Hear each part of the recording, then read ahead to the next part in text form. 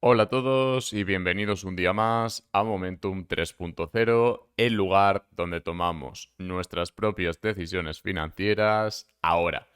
Hoy voy a hablar sobre la dominancia de USDT porque nos puede marcar el destino del mercado cripto y también vamos a comentar una noticia muy interesante en relación a cómo se distribuyen los XRP, cómo se distribuye XRP entre los tenedores del activo y qué se podría hacer para mejorar esa distribución. Se podrían quemar XRP, se podría utilizar la reserva de Ripple para empoderar a las empresas que estén desarrollando productos y así potenciar el ecosistema o qué se podría desarrollar para lograr los objetivos de descentralización y de seguridad que buscamos en una red pública blockchain. Entonces os animo a quedaros hasta el final porque también vamos a comentar el concurso de Fairdesk en el que se pueden ganar hasta 10.000 USDTs más los bonus que se pueden ir recibiendo y vamos a empezar con USDT y recordando que nada de lo que comente constituye asesoramiento financiero ni consejo de inversión. Por lo tanto, debéis hacer vuestra propia investigación y consultar con un asesor financiero antes de tomar cualquier tipo de decisión financiera. Vamos con USDT, vamos a empezar hablando del patrón que nos había dejado la dominancia de USDT. En general veníamos con un patrón de debilidad, con máximos decrecientes en el RSI, mientras que el precio marcaba máximos crecientes de forma muy tímida. Entonces, en el momento en el que pierde este soporte, vemos una divergencia bajista y podríamos buscar un bull run en general en todo el mercado.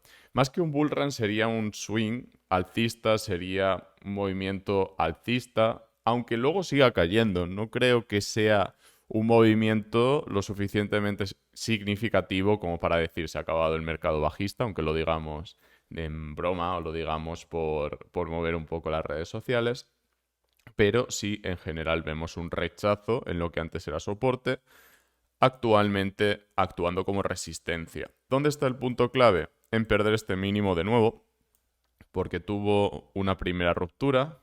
Sin embargo, ya sabéis que teóricamente cuando vemos un pullback necesitamos confirmación, necesitamos ver algo así.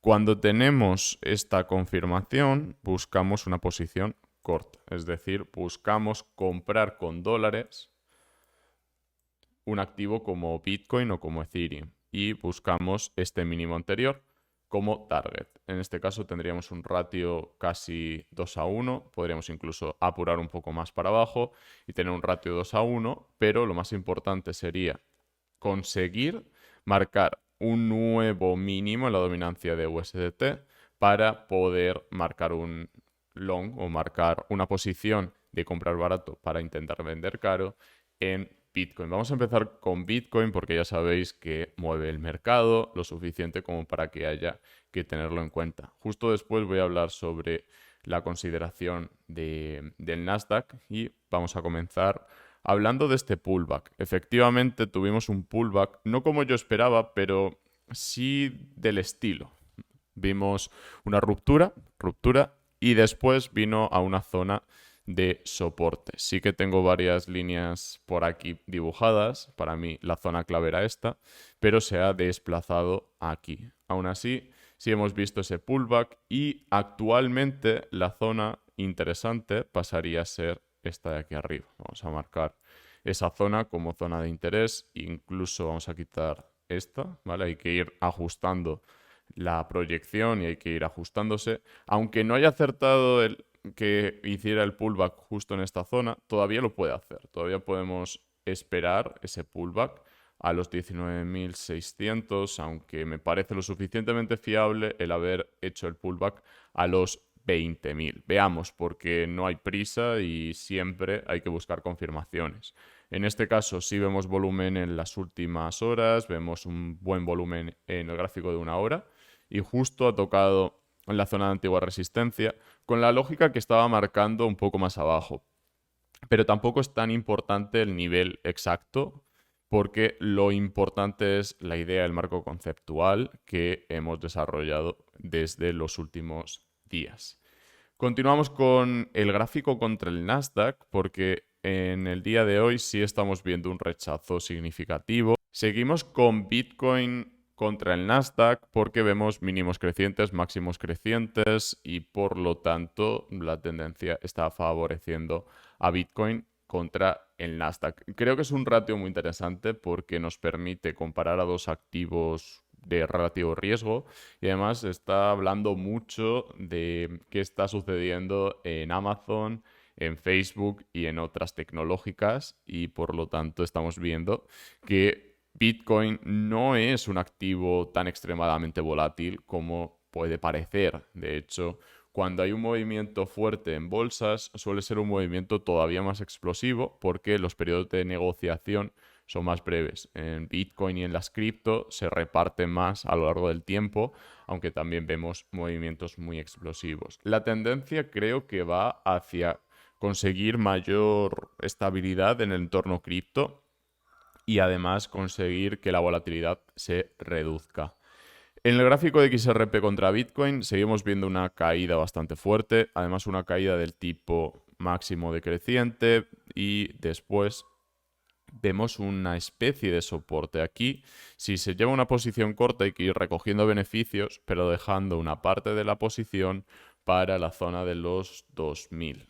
La zona de los 2000 que ya sirvió como soporte, aquí lo vemos, y podría volver a retestearse. Al final es una cuestión de probabilidades y es una cuestión de lógica. Por lo tanto, viendo el gráfico de XRP contra Bitcoin, considero que lo más interesante sería buscar una posición long o larga en Bitcoin. Después vamos a ver un ejemplo, voy a poner solo un ejemplo, aunque se podría tener una posición larga en Bitcoin y una posición corta en XRP.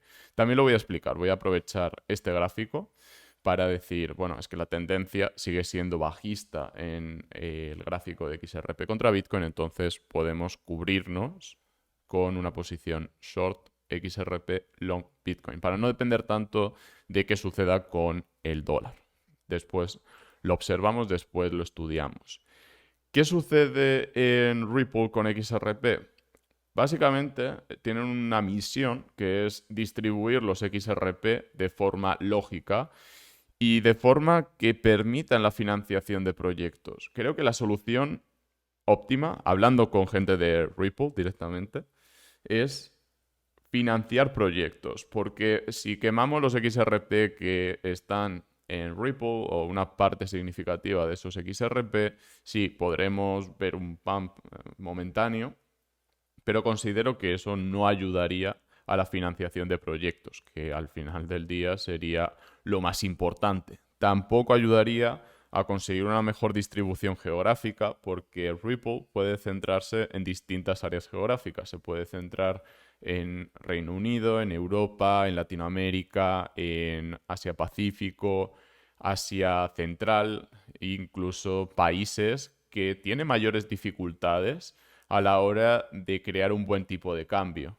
No es tanto el caso de México, pero sí sería el caso de Perú, sería el caso de Bolivia. En países donde no hay tanto comercio de divisas, sí puede haber un papel muy relevante de XRP porque podríamos tener exchanges que simplemente tienen volumen de negociación con el par local, con el par que nos permitiría después saltar a cualquier moneda del mundo. No es lo mismo hacer compraventa de XRP que hacer compraventa de Bitcoin que hacer compraventa de dólares. Puede conseguirse una muy buena posición con XRP o con cualquier otro criptoactivo, pero centrémonos en XRP, porque XRP se pensó, se diseñó para ser ese activo puente hacia cualquier otro tipo de activos, incluso hacia inmuebles, hacia compra de bienes y servicios, y de ahí que sea tan interesante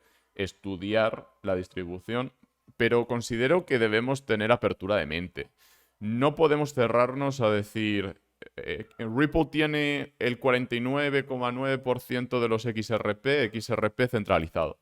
Creo que no hay que llegar a ese extremo. Creo que hay que pensar en el proceso de descentralización y también hay que pensar en cualquier posición que se pueda ir desarrollando. Considero que en los próximos años, en los próximos 5 o 7 años, van a ir vendiendo los XRP para que la distribución sea mejor. De hecho, es lo que ha sucedido con ex ejecutivos que han ido vendiendo su XRP y han ido vendiendo a personas que consideran que el proyecto va a evolucionar positivamente.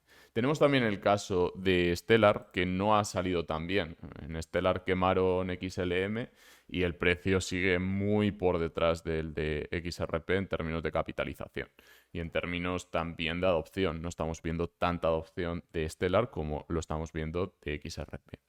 Continuamos con Fairdesk, que tiene una competición por Halloween y debajo tenéis las condiciones en la descripción. Aquí vemos que para colocarnos en los primeros puestos necesitaríamos entre 735 y 2.600 dólares de beneficio acumulado y deciros que el volumen mínimo son 100 dólares para poder participar. Y os animo a utilizar una buena gestión del riesgo porque es un concurso, pero debemos proteger nuestra cuenta, independientemente del volumen que generemos en negociación. Bueno, aquí veis una cuenta que tengo en Fairdesk y en base al volumen que vemos en Bitcoin, podríamos incluso entrar a mercado. ¿Por qué digo entrar a mercado?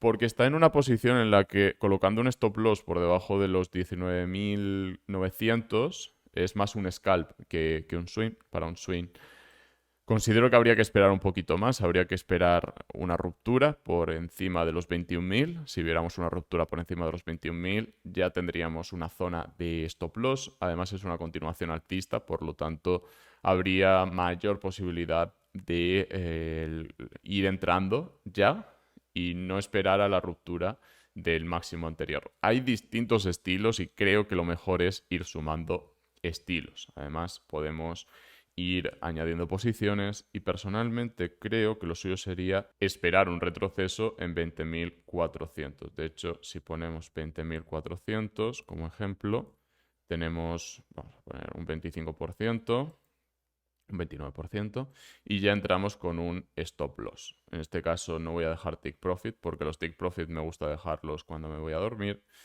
Y 19.900. Vamos a poner un poco de margen, 19.905 para que no sea tan evidente y vamos a dar abrir long.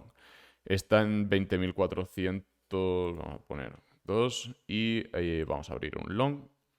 Normalmente no se recomienda tener números muy redondos porque suele ser un número que se tiende a saltar o no llega al número redondo. Pero bueno, tampoco es tan relevante en cripto, ya que en cripto normalmente son lógicas que no se aplican tan bien.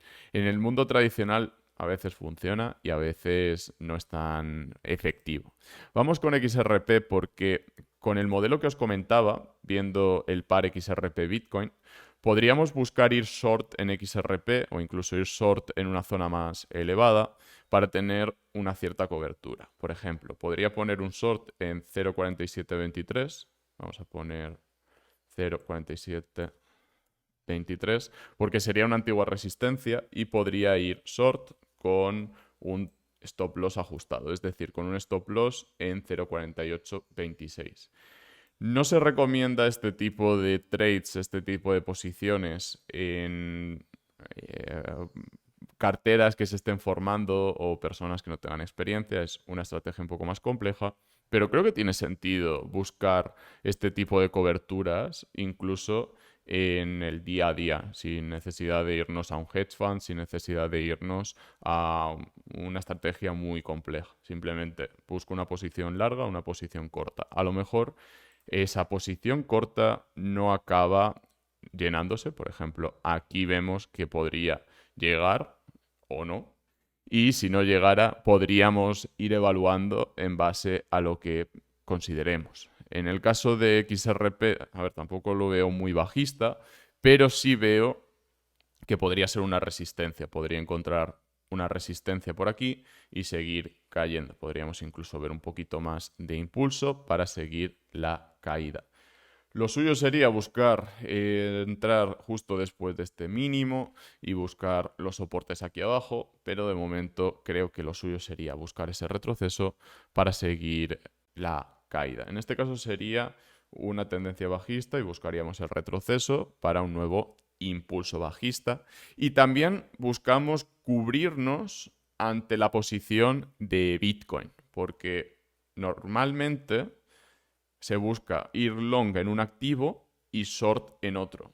Vamos short en ambos casos contra un activo como sería XRP y vamos long en Bitcoin. Pero el USDT en este tipo de situaciones es neutral. Por lo tanto, si buscáramos una posición netamente bajista para el USD, tendríamos que ir long Bitcoin y long XRP. No creo que sea el caso, creo que el dólar está fuerte, entonces hacer un doble short al dólar no me parece una decisión muy inteligente.